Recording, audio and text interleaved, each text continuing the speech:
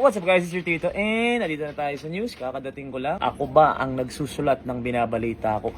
Aba syempre. Tinatanong ako kung ako ba nagsusulat ng mga report ko. Sino nagsusulat ng mga report ko? Boss Mikey, Oo, sinasabi ko sulat sa niya inyo. ng mga report niya na yan. Sinasabi ko sa inyo. Anong ginagamit ko para updated ako sa sports? Last score ni Mikey. Yan ang sinasabi ko sa inyo. Good job ka dyan. Kaya lang, yung susulat ko ngayon, naglalaro pa. Pro World Cup tayo ngayon. USA versus Montenegro. Siyempre, wala pa tayong masulat kasi ongoing pa yung game na to, guys. Kailangan mabilis akong magsulat. Kasi, pag natapos tong game na to, sasalang na ako dun. Buti na lang talaga meron tayong flash score app. Ito, papakita ko sa inyo. Ongoing yan. Live updates yan. Sobrang ganda ng flash score. Nauuna pa to, guys. Yun talagang shoot. Ganun katindi tong flash score. Nauuna pa siya dun sa live.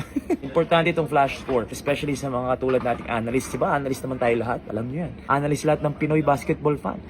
Lahat ng stats, news, schedules. At ang kagandahan pa dito, libre lahat, guys. So download nyo na. And also follow nyo yung flash score sa lahat ng social media platforms para talaga updated kayo sa mga nangyayari. 71-64 na yung score, guys. Okay, magsusulat na. Download nyo na. Peace and love. Follow for more. Sayang yung 18.18 rebound performance ni Nikola Vucevic. Nasayang yung 18.18 rebound performance ni Nikola Vucevic at dikitan pa naman nung fourth quarter.